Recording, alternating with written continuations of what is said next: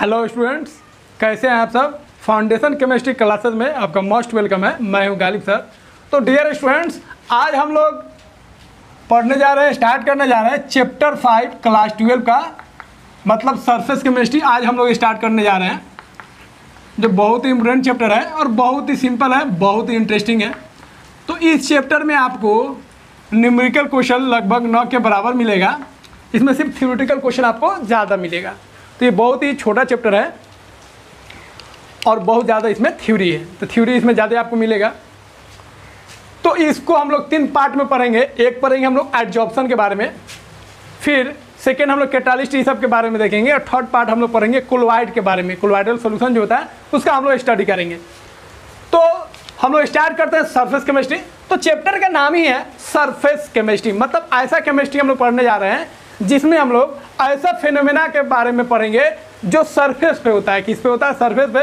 तो कुछ बेसिक चीज़ हम लोग सीख लेते हैं, जैसे एडजॉर्प्शन क्या होता है, एब्जॉर्प्शन क्या होता है, सॉर्प्शन क्या होता है, डिजॉर्प्शन क्या होता है। फिर हम लोग इस चैप्टर को आगे बढ़ाएंगे। तो डियर स्टूडेंट्स, कुछ फिनोमेना है जिसमें स्टूडेंट्स लोग को बहुत कंफ्यूजन होता है, तो उसको पहले हम लोग दूर कर लेते हैं। एक होता है एडजॉर्प्शन, उसके बाद होता है एब्जॉर्प्शन, उसके बाद होता है सॉर्प्शन, फिर उसके बाद होता है एक और फिनोमेना होता है जिसको हम बोलते हैं डिजॉर्प्शन। तो ध्यान देंगे, इस चैप्टर में जो पूरा हम लोगों को पढ़ना स्टडी करना है ओनली अबाउट एडजॉर्प्शन, ठीक है। लेकिन इसी से मिलता जुलता कुछ प्रोसेस है, फिनोमेना है, जिसको हम लोग अच्छे से समझ लेते हैं, क्योंकि इस पे आपसे क्वेश्चन पूछ सकता है। चलिए, तो पहले एडजॉर्प्शन देख लेते हैं, जो पूरा चैप्टर में बार बार आएगा। तो एडजॉर्प्शन क्या होता है पहले फिगर से समझ लीजिए, फिर हम लोग एडजॉर्प्शन को समझेंगे। तो मान लीजिए एक सब्सटेंस है, सब में हम सब्सटेंस बना देते हैं, तो इस तरह सब्सटेंस होगा, ठीक है। अब जब सब्सटेंस के ऊपर, सब्सटेंस के सरफेस पे जब मॉलिक्यूल्स एक्यूमुलेट होने लगेगा, इकट्ठा होने लगेगा, तो उस प्रोसेस को बोलेंगे एडजॉर्प्शन। तो एडजॉर्प्शन का मतलब होता है जब किसी सब्सटेंस के सरफेस पे किसी सब्सटेंस का मॉलिक्यूल्स जब एक्यूमुलेट होने लगेगा, इकट्ठा होने लगेगा, तो उस फिनोमेना को हम लोग क्या बोलेंगे? एडजॉर्प्शन। अब एब्जॉर्प्शन किसको बोलेंगे? तो जब सब्सटेंस के बल्क में, सब्सटेंस के अंदर जब मॉलिक्यूल्स इकट्ठा होने लगेगा दूसरे सब्सटेंस का, तो उस प्रोसेस को हम लोग बोलेंगे एब्जॉर्प्शन। क्या बोलेंगे? एब्जॉर्प्शन। तो यहाँ पे मॉलिक्यूल्स जो एक्यूमुलेट हो रहा है, डिस्ट्रीब्यूट हो रहा है, वो बल्क में हो रहा है, अंदर हो रहा है। लेकिन यहाँ पे जो एक्यूमुलेशन हो रहा है मॉलिक्यूल्स का सरफेस पे, तो ये सिर्फ सरफेस पे होगा, लेकिन एब्जॉर्प्शन जो होगा किस में होगा? बल्क में होगा। सॉर्प्शन की बात करेंगे तो सॉर्प्शन में दोनों प्रोसेस होता है, सरफेस पे भी मॉलिक्यूल्स एक्यूमुलेट करेगा और अंदर भी मॉलिक्यूल्स क्या होगा? एक्यूमुलेट होगा। इसका मतलब सॉर्प्शन में दोनों प्रोसेस हो रहा है, एब्जॉर्प्शन भी हो रहा है और एडजॉर्प्शन भी हो रहा है। क्लियर है? सरफेस पे मॉलिक्यूल्स आ रहा है तो उस प्रोसेस को बोलेंगे एडजॉर्प्शन, और सब्सटेंस के अंदर मॉलिक्यूल्स आ रहा है तो उसको हम लोग क्या बोलेंगे? एब्जॉर्प्शन। तो दोनों प्रोसेस हो रहा है। अगर हम डिजॉर्प्शन की बात करेंगे तो डिजॉर्प्शन का मतलब होता है मॉलिक्यूल्स का रिमूवल होना, मॉलिक्यूल्स का हटना। तो मॉलिक्यूल्स जब हटने लगेगा तो उस फेनोमेना को हम लोग बोलेंगे डिजॉर्प्शन। देखिए, मॉलिक्यूल सब हट रहा है, तो मॉलिक्यूल जब हटने लगेगा तो उस फेनोमेना को हम लोग क्या बोलेंगे? डिजॉर्प्शन। क्लियर है? तो इस तरह हम लोग लिख सकते हैं एडजॉर्प्शन का मतलब क्या हो जाएगा भाई? तो इसको लिख सकते हैं accumulation of molecules on the surface of the substance. किसी सब्सटेंस के सरफेस पे जब मॉलिक्यूल्स एक्यूमुलेट करेगा, इकट्ठा होने लगेगा, उस फेनोमेना को हम लोग बोलेंगे एडजॉर्प्शन। क्लियर है? लेकिन जब मॉलिक्यूल्स अंदर डिस्ट्रीब्यूट होने लगेगा बल्क में, तो उस फेनोमेना को बोलेंगे एब्जॉर्प्शन। तो इसको लिख सकते हैं distribution of molecules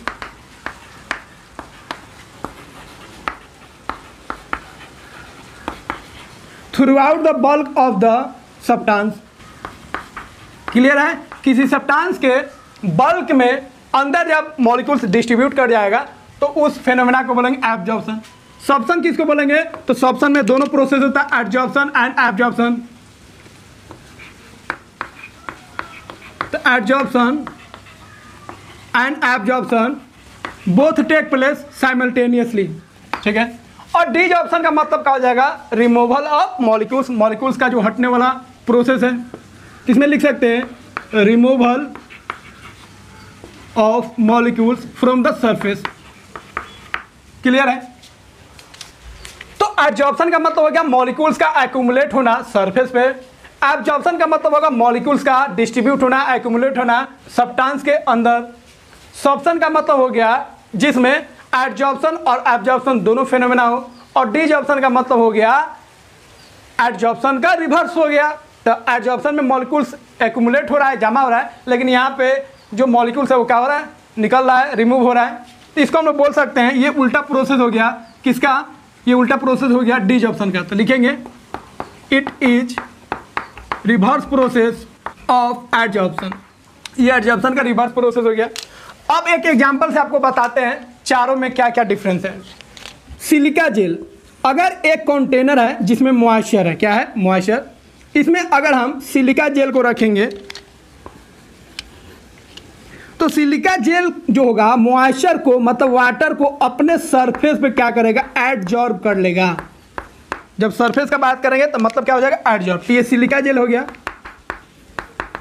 silica gel ये क्या करेगा, इट एडजॉर्ब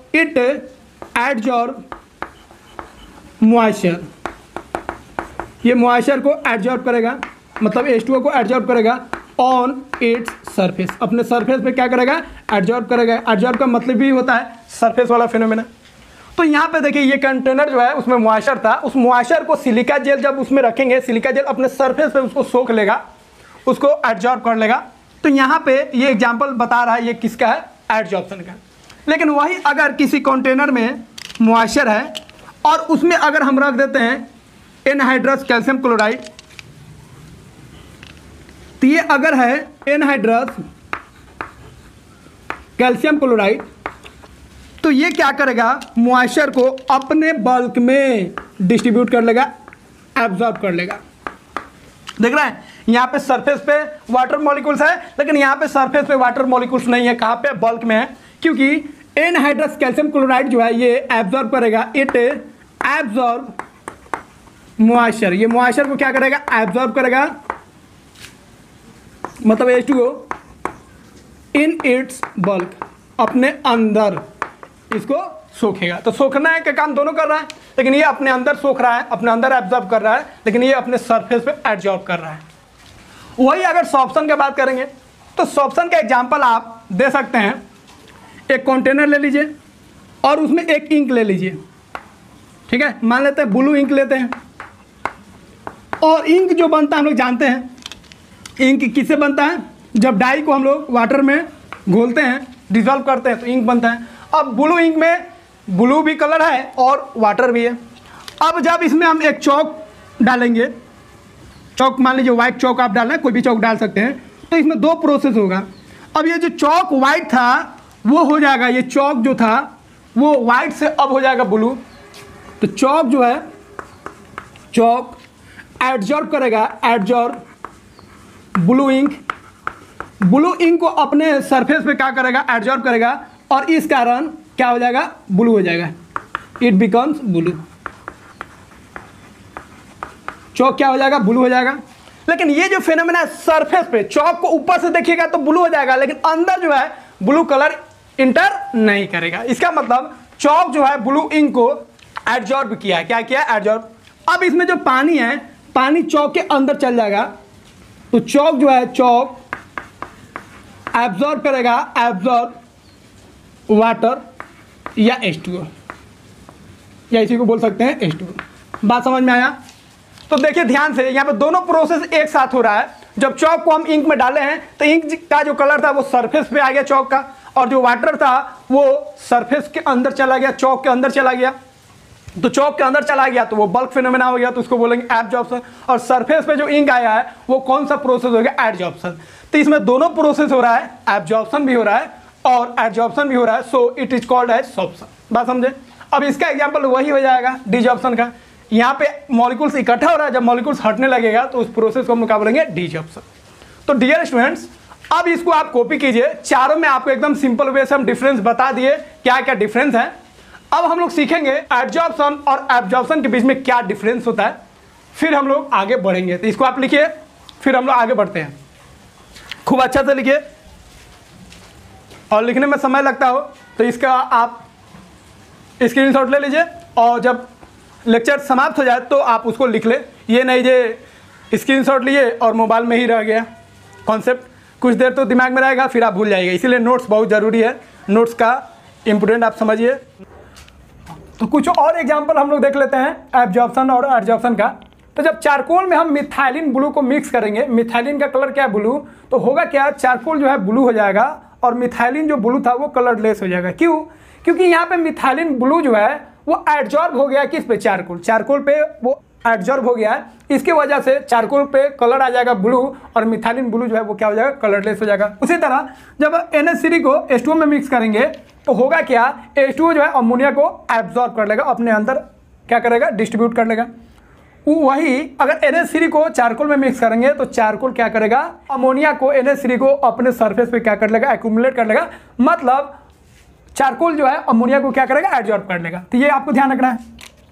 दो टर्म और ध्यान रखना है जो बार बार यूज होगा एडजॉर्प्शन में। दो पार्ट आपको ध्यान में रखना है, एक होता है एडजॉर्बेट और एक होता है एडजॉर्बेंट। तो देखिए क्लियर है, सिंपल में समझिए। जो एक्यूमुलेट हो रहा है, जो सब्सटेंस एक्यूमुलेट हो रहा है उसको बोलेंगे एडजॉर्बेट, और जिस सब्सटेंस के सरफेस पे एक्यूमुलेट हो रहा है उस सब्सटेंस को हम लोग बोलेंगे एडजॉर्बेंट। तो एडजॉर्बेंट बोलेंगे जो जमा हो रहा है उस सब्सटेंस को, और एडजॉर्बेंट बोलेंगे जिस सब्सटेंस पर जमा हो रहा है उसको। तो जिस पर जमा हो रहा है उसको एडजॉर्बेंट, और जो जमा हो रहा है उसको हम लोग क्या बोलेंगे, एडजॉर्बेंट। तो इसको लिख सकते हैं the substance which get accumulate, या इसी को बोलेंगे एडजॉर्ब्ड एट द सरफेस। ठीक है, तो जो दूसरे सब्सटेंस के सरफेस पे जो एक्यूमुलेट हो रहा है, एडजॉर्ब हो रहा है, उस सब्सटेंस को हम लोग क्या बोलेंगे, एडजॉर्बेट। और इसको क्या बोलेंगे, तो जिस सब्सटेंस के सरफेस पे जमा हो रहा है उसको एडजॉर्बेंट बोलेंगे। इसको बोलेंगे the substance on the surface of which adsorption take place, उसको हम लोग क्या बोलेंगे, एडजॉर्बेंट। जैसे एग्जांपल देख लीजिए, चारकोल प्लस अमोनिया, तो ये मान लीजिए चारकोल हो गया,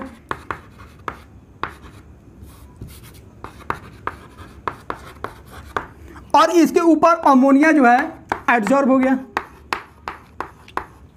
तो जो एडजॉर्ब हुआ है उसको हम लोग क्या बोलेंगे, तो एडजॉर्ब कौन हुआ है, अमोनिया हुआ है, तो अमोनिया को हम लोग बोलेंगे एडजॉर्बेट, एडजॉर्बेट। और जिस सब्सटेंस के सरफेस पे जमा हुआ है, तो क्योंकि इस सब्सटेंस के सरफेस पे जमा हुआ है चारकोल, तो चारकोल को हम लोग बोलेंगे एडजॉर्बेंट, एडजॉर्बेंट। सिंपल है, जो जमा हो रहा है उसको हम लोग बोलेंगे एडजॉर्बेट, और जिसके सरफेस पे जमा हो रहा है उसको हम लोग क्या बोलेंगे, एडजॉर्बेंट। इस बात को हम लोग ध्यान में रखेंगे, तो इसको कॉपी कीजिए। अब हम लोग सीखेंगे टाइप्स ऑफ एडजॉर्प्शन। तो डियर स्टूडेंट्स, अब यहां पे कुछ हम लोग डिफरेंस क्रिएट करेंगे बिटवीन एडजॉर्प्शन एंड एब्जॉर्प्शन। तो उसको हम लोग देख लेते हैं, सिंपल एकदम। Difference between absorption and adsorption.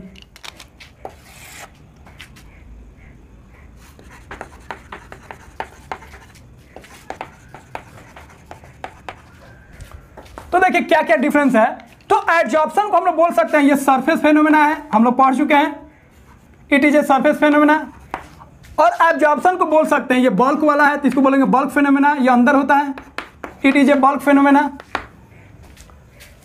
Clear है। इसके बाद ध्यान रखेंगे एडजॉर्प्शन जो होता है फास्ट प्रोसेस होता है, ये बहुत जल्दी होगा, it is a fast process. वही एब्जॉर्प्शन जो होता है स्लो होता है, it is a slow process. उसके बाद हम लोग लिख सकते हैं कॉन्सेंट्रेशन ऑफ मॉलिक्यूल्स